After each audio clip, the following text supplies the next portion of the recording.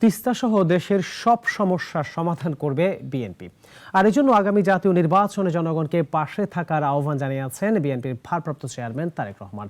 তিস্তা নদী নিয়ে এক গণপদযাত্রা ও অবস্থান কর্মসূচিতে তিনি এইসব কথা বলেন।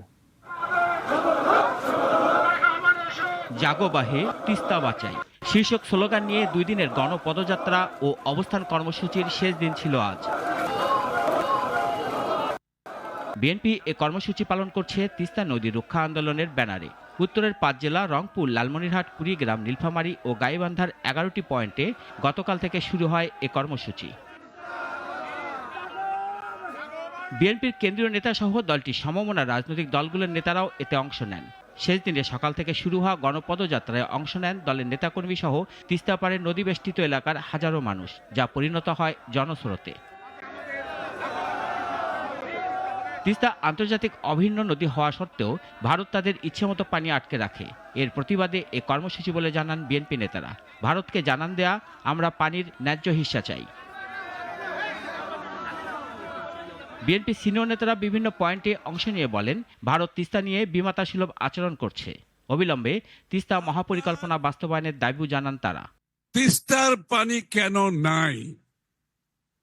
তিস্তার পানি নাই যেহেতু উজান থেকে যে পানি আসছে সেটাকে বন্ধ করে দেওয়া হয়েছে। এই পানির ব্যবস্থাপনার যে ত্রুটি অথবা নিয়মের বাইরে পানি আটকানো, তার জন্য কিন্তু পরিবেশ দূষিত হয়।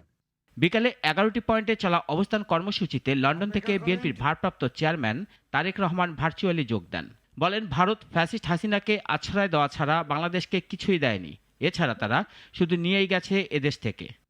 উত্তরাঞ্চলের এই যে লাখো কোটি মানুষ। নির্বাচন প্রসঙ্গে বিএনপির এ শীর্ষ নেতা বলেন, পতিত স্বৈরাচাররা আবার ষড়যন্ত্র করছে, এজন্যই তার দল নির্বাচন চায়। গণতান্ত্রিক দলগুলোর পক্ষ থেকে জাতীয় নির্বাচনের কথা শুনলেই অন্তর্বর্তীকালীন সরকারের কেউ কেউ বিচলিত হয়ে ওঠেন। প্রিয় দেশবাসী, প্রিয় ভাই বোনেরা, আমাদের অবশ্যই মনে রাখা প্রয়োজন, জাতীয় নির্বাচন নিয়ে এক এক উপদেষ্টা এক এক রকমের বক্তব্য এই খুনি মাফিয়া চক্রের সামনে বিশৃঙ্খলা সৃষ্টির পথ সুগম করে দেয়। এই জন্যই বিএনপি বারবার এই অন্তর্বর্তীকালীন সরকারের প্রতি তাদের কর্মপরিকল্পনার রোড ম্যাপ ঘোষণা করার আহ্বান জানিয়েছে, প্রতিবার আহ্বান জানিয়েছে। বিএনপি ক্ষমতায় গেলে কি কি করবে সে বিষয়ে জানান তারেক রহমান। ইনশাল্লাহ জনগণের ভোটে বিএনপি রাষ্ট্র পরিচালনার দায়িত্ব পেলে অবশ্যই আমরা সকলকে সাথে নিয়ে তিস্তার সমস্যার সমাধান করব। সেজন্য আগামী জাতীয় নির্বাচনে আপনাদেরকে আপনাদের প্রিয় দল বিএনপির পাশে থাকতে হবে।